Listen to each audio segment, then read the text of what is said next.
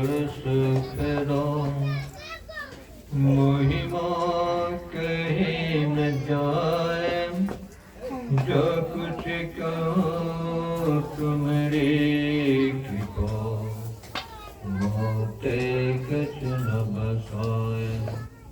मेरा मुझ में कुछ नहीं, जो कुछ है गुरु तो तेरा, तुझको सौंपते क्या लागे है मोर।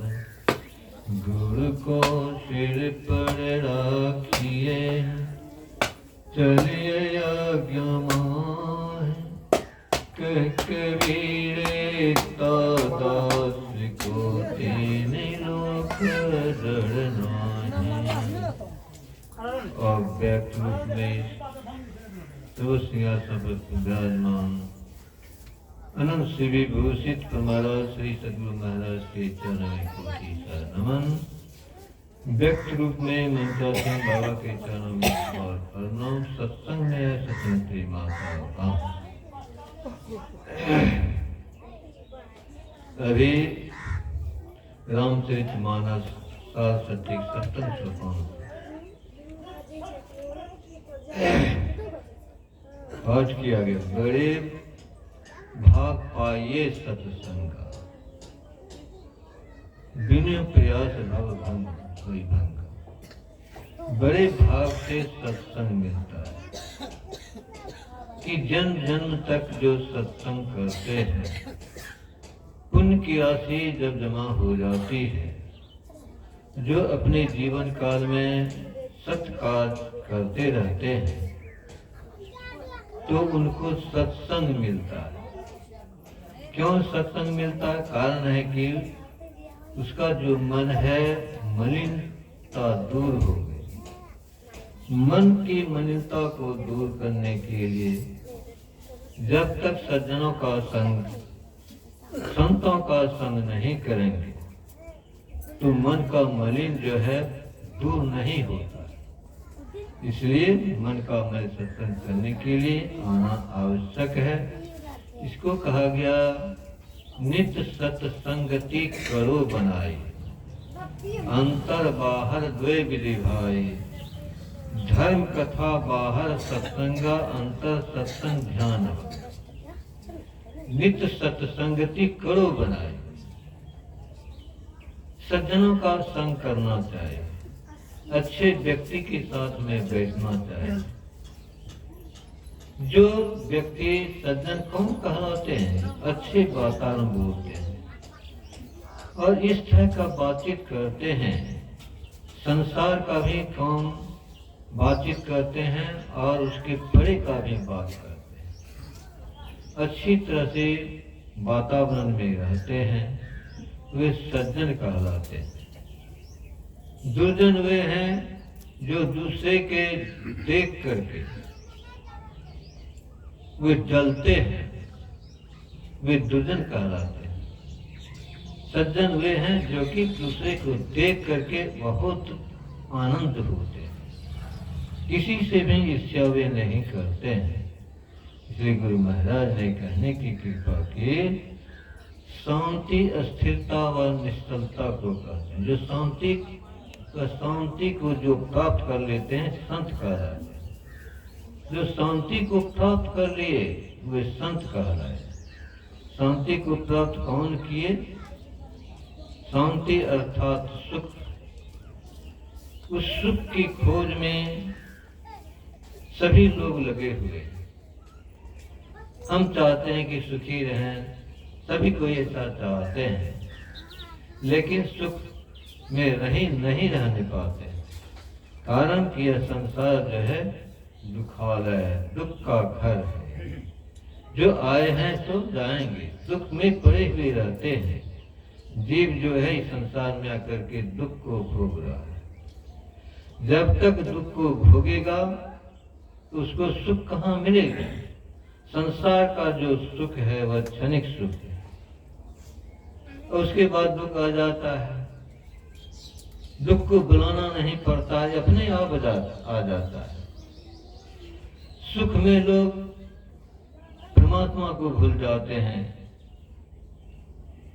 जो कहते हैं कि सुख में सुमरन सब करे, दुख में करे न को। जो दुख में सुमरन करे तो दुख काहे को।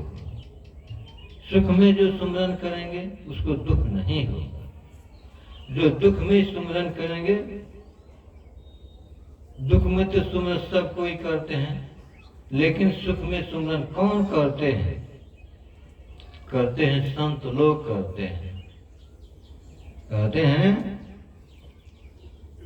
कि एक व्यक्ति है जो कि सब लोग हम लोग देखते हैं, शरीर से पानी निकलता है, गंदगी निकलती है, कुछ रोग पड़ा हुआ है। कुछ रोग ऐसा रोग है जिसको कि लोग घृणित देखते हैं। अलग उनका घर बनाया जाता है पहाड़ में, लेकिन वे कहते हैं कि वे राम राम भगवान को नाम जपते हैं, लेकिन उसके पुकार को परमात्मा सुनते हैं, भगवान सुनते हैं। कोई ऐसे व्यक्ति हैं, राजा महाराजा हैं, धनी के लोग हैं, बड़े अभिमान में रहते हैं, परमात्मा को भूल जाते हैं, तो उससे परमात्मा यानी भगवान नाराज हो जाते हैं। इसलिए कहते हैं इस तरह से इस संसार में लोग इस तरह का आदमी है, और उस तरह की आदमी सबका गुण अलग अलग है, सबका स्वभाव अलग अलग है। सब कोई कुछ चाहते हैं, कुछ चाहते हैं, लेकिन संत लोग ऐसे होते हैं जो कि अपने जीवन काल में ही सत्य को धारण करते हैं, तन मन वचन से, तन से भी, मन से भी और वचन से एक रूप में। जो बोलते हैं सो करते हैं, जो करते हैं किसके लिए? सबों के लिए करते हैं। ऐसे लोग संत होते हैं। और संत ऐसे हुए जिन्होंने अपने जीवन काल में ध्यान और सत्संग को अपनाया। ऋषि मुनियों का यह देश भारत देश है, और इस ऋषि भारत देश में ऋषि मुनि पैदा हुए हैं, और वे उन्होंने अपने जीवन काल में ध्यान और सत्संग को अपनाए, खूब अपनाए। राम भगवान के बारे में कहा जाता है, राम भगवान भी ध्यान करते थे, खूब ध्यान करते थे। राजा दशरथ के बारे में कहा जाता है कि राजा दशरथ इतना बली थे कि उनके सामने में देवता लोग भी त्रास्त हो जाते थे। एक बार राजा दशरथ जंगल में गए और जंगल में ध्यान करने के लिए बैठ गए, और बैठे ही रह गए। उधर से आया राक्षस लोगों ने देखा कि ये तो हमको बहुत आहार मिला हुआ है। आहार को समझ करके राजा दशरथ को प्रहार करने लगे, मारने लगे, खूब मारने लगे। उसी नजदीक में वृक्ष के ऊपर में गिद्धराज बैठा हुआ था। गिद्धराज ने देखा कि ये सज्जन को मार रहे हैं, पिटाई कर रहे हैं, लेकिन गिद्धराज ने चोंच से मारना प्रारंभ कर देते, सब राक्षसों को मारना शुरू कर दे, चोंच से सबको लहूलुहान कर दे। तब इस तरह से लड़ाई करते करते राक्षस लोग भाग गए। और जब राजा दशरथ का जब ध्यान टूटा तो देखा कि ये पक्षी हमको सारे शरीर में घायल हुआ है, और पक्षी से पूछा कि आप क्या इसमें कर रहे हैं? तो कहा कि आपकी रक्षा के लिए राक्षस लोग आप पर प्रहार कर रहे थे, मार रहे थे। और उसके कारण कहा, यह जो आपने मेरा जो इस तरह से सहायता किया है, यह जन्म जन्मांतर का मित्रता आप में हो गए, ये किस तरह से निभाएंगे? दोस्ती कर लिए, आप मेरे प्रिय दोस्त हो गए गिद्धराज, गिद्धराज को दोस्त बना ले।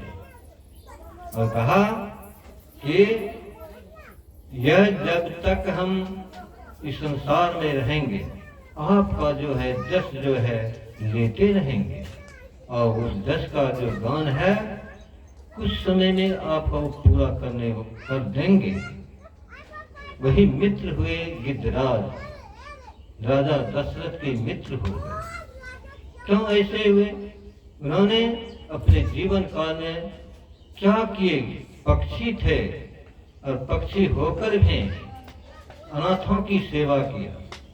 वही धर्म है जो कि वे गिद्धराज संत के रूप में, महात्मा के रूप में गिनाया जाता है।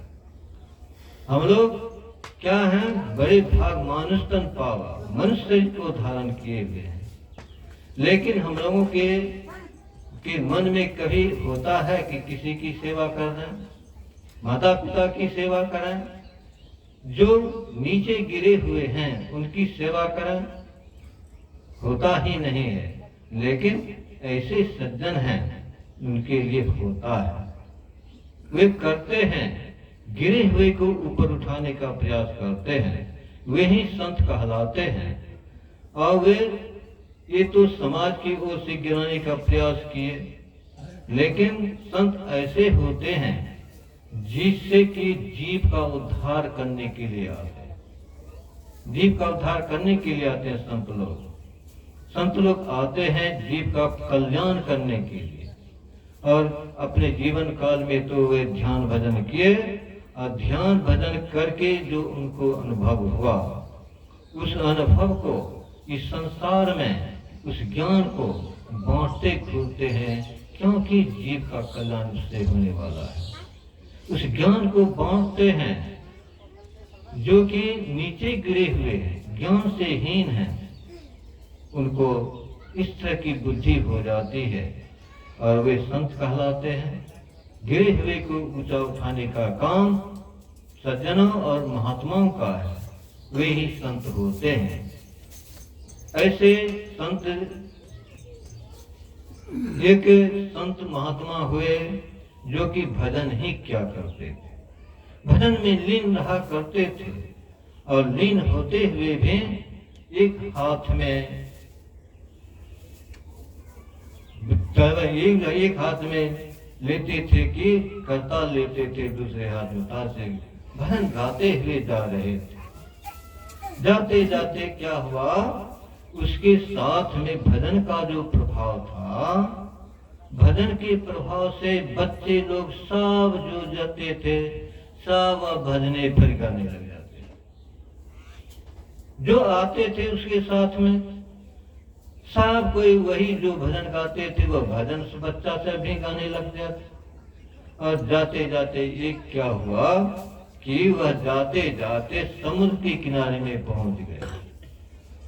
समुद्र के किनारे में पहुंच जब जाते हैं तो वे तो भजन में मस्त हैं, आनंद में हैं, लेकिन उनको तो एक ही सोचता है कि परमात्मा की भजन में मग्न है। और जाते जाते हुआ क्या, समुद्र में एक लात, जैसे ही लात पैर गया तो समुद्र के किनारे में खाई था, उस खाई में वह गिर गया। समुद्र में चले गए और समुद्र में जैसे ही गए तो एक मछुआ ने जाल फेंका था, उसी जाल में वह जाकर के फंस जाते हैं।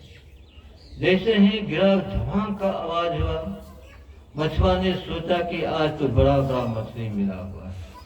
आवाज सुना और जब जाल को खींचने के बाद जब क्या होता, किनारे पर लाता है, देखता है बड़ा मछली आज सुधरा है, बड़े भाग से सुधरा है। जब उसको खोला गया, खोल कर देखते हैं तो ये तो मनुष्य है। जैसे ही जाल से निकाला, उस महात्मा के जैसे ही शरीर से स्पर्श होता है, स्पर्श होते हैं वह जो भजन में लीन था, वैसे ही वह मछुआ भी भजन में लीन हो। वह भी भजन गाने प्रारंभ कर दिए और महात्मा भी भजन गाने में लीन हैं। और घर घर जाते जाते जिस तरह से महात्मा गए अपने घर को, वह भी अपने घर को भजन गाते गाते चले गए। भजन गा रहे हैं, खाते पीते नहीं है घर में जा करके। उनकी माता पिता स्त्री ने कहा, क्या हो गया आज इनको, क्या हो गया? भजन गाते ही रहते, खाते पीते कुछ नहीं थे। कई दिन बीत गए। उसके परिवार के लोगों ने क्या किए, ये तो उसको भूत पकड़ लिया है। ओझा गुरु के बुलाए, ठहराए, लेकिन कुछ नहीं असर पड़ा। तब उनको मालूम हुआ कि यह जो इस तरह का दशा क्यों हुआ है।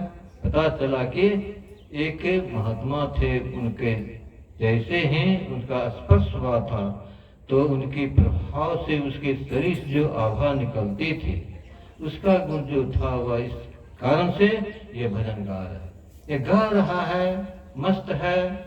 तब जाकर के परिवार के लोग महात्मा के पास में गए और कहे कि बाबा, आपकी कृपा से आप क्या किए हैं जो कि मेरा जो है वह जो लड़का है वह भजन गाता है, गाते ही रह जाता है, मस्त रहता है, पागल की तरह रहता है, खाता पीता नहीं है। आप उपाय बता दीजिए कि ठीक हो जाए, क्योंकि उसी के कारण से मेरा जीवन यापन होता था। मछली मारता था तो मेरा परिवार का भरण पोषण होता था। तो महात्मा जी ने कहा, ठीक है, ठीक हो जाएगा। तो उसने ये युक्ति बता दी। कहा, देखो, ब्राह्मण के घर से एक मुट्ठी चावल ला करके ले ले और चावल ला करके उसको खिला देना। वह घर गया और ब्राह्मण के घर से एक मुट्ठी अरवा चावल लाया और उस चावल को उसको खिला दिया। जैसे ही खिलाया, क्यों ही सब जितना भजन गाता था सबको भूल गया और पहले जो काम करता था उसी काम को वह सोचने लगा, अब हम क्या करेंगे, वह करने के लिए तैयार हो गया। तो कारण क्या हुआ, संत लोग क्या करते हैं, वे अपने जीवन काल में ध्यान और सत्संग को बराबर लगे रहते हैं, लगा करके रखते हैं, मन को एक ओर लगा करके रखते हैं। तो उनके लिए कहा गया कि वे हर सर्व क्षण गुरु मन जो रहे में ही हो, निश्चय निर्वाण होए संत सवे कहे। सर्व क्षण, हर हमेशा सर्व क्षण गुरु मन, और मन को गुरु में लगा करके रखते हैं। गुरु मन जो रहे में ही हो, निश्चय निर्वाण होए संत सब सवे कहे हो। इस तरह से और वे लगा करके रखते हैं, वे संत कहलाते हैं। उनके शरण में जो चले गए, उनके लिए कहा गया, गुरु के शरण गहो, धन धन गुरु कहो, सुख मन सुरति समायति सरति लहे रहुरे की। गुरु के शरण गहो, गुरु के शरण में जा करके बैठ जाते हैं, चाहे संत बोले अथवा नहीं बोले। जैसे ही गुरु के शरण में जाएंगे, उनके शरीर से जो आभा निकलती है, नैसर्गिक आभा निकलती है, उसके आसपास के जो भी व्यक्ति चले जाते हैं, उनका शुद्ध विचार हो जाता है। जैसे ही शुद्ध हुआ, मन पवित्र हो गया, और मन पवित्र होने से वह सत्संग को बचने को आनंद मन से सुनते हैं। सुन करके जो कहते हैं, जो यह जो बाहरी सत्संग है, इस बाहरी सत्संग में आकर के अगर मनोयोग पूर्वक सुनेंगे, ध्यान दे करके सुनेंगे, और सुनने से क्या होगा, सुनने से वही फल मिलेगा कि सुनने से 4 चीजों की प्राप्ति होगी, अर्थ, धर्म, काम और मोक्ष। क्यों होगा, कारण क्या है, सुनने का जो काम है, और सुन करके अपने जीवन में उतारने का प्रयास करते हैं, तो प्रयास करते करते क्या हो जाता है कि जीवन जीते जी यानी जी अपने जीवन काल में ही अर्थ यानी धन को प्राप्त करते हैं, अर्थ धर्म और काम और मोक्ष को प्राप्त करते जीते जी, अर्थात वे इस तरह की कमाई करते हैं। अर्थ का मतलब होता है धन, लेकिन धन को कहते हैं कि परमात्मीय धन, जिस धन का क्षय नहीं होता है और जिस धन को परमात्मीय धन कहा गया, शांति रूप को प्राप्त करते हैं, वे ही सज्जन कहलाते हैं। वे क्या करते हैं? अपने जीवन काल में जीते जी उसको प्राप्त किए और मोक्ष का भी प्राप्त किए, अर्थात वे गुरु धारण करके युक्ति लेकर के ध्यान भजन करते रहे, उनका जीवन सफल हो जाता है। सफल नहीं हुए इस जीवन में तो कहते हैं, श्री कृष्ण जी महाराज ने कहा कि जो अभ्यास करते हैं, ध्यान अभ्यास करते हैं, उनका जो अंत समय जब हो जाता है, उसका जो फल है वह फल क्या होगा कि दूसरे जन्म में भी वह ध्यान अभ्यास कराएगा, ध्यान कराएगा, क्योंकि वह संस्कार बना हुआ है। एक जन्म में होगा, एक जन्म ऐसा आएगा कि वह जीवन में पुण्य को प्राप्त करेगा, ध्यान करके वह अपने जीवन काल में पुण्य को प्राप्त करेगा, क्योंकि भजन का जो संस्कार है, जब तक पुण्य नहीं होता है, पुण्य की प्राप्ति जब होती है तो जबकि कहते हैं कि जीव और पीव जब एक मिल जाता है, तब कहते हैं उसको जीव का कल्याण हो जाता है। सत्संग के माध्यम से बताया जाता है, जीव जब तक परमात्मा में नहीं मिलता है तब तो उसको कल्याण नहीं होता। इसी के लिए सत्संग की बड़ी महिमा है। मैं गुरुनाथ से प्रार्थना करता हूँ, जिन लोग ये सत्संग जिन्होंने कराया, उनके परिवार के लोग सत्संग करें और नित्य प्रति सत्संग कर ले तारा, तेरा काम सरे सारा, सारा काज उसका हो जाएगा, संसार का भी काम होगा और पारलौकिक का भी जो काम करने के लिए हम लोग को मनुष्य ही मिला हुआ है, उसको वे करेंगे तो बहुत बड़ा लाभ होगा, क्योंकि सत्संग की बड़ी महिमा है। उनके लिए कहा गया कि लोक और पुलोक दोनों बन जाएगा। इन्हीं शब्दों के साथ मैं विराम लेता हूँ। बोलिए श्री सद्गुरु महाराज की जय।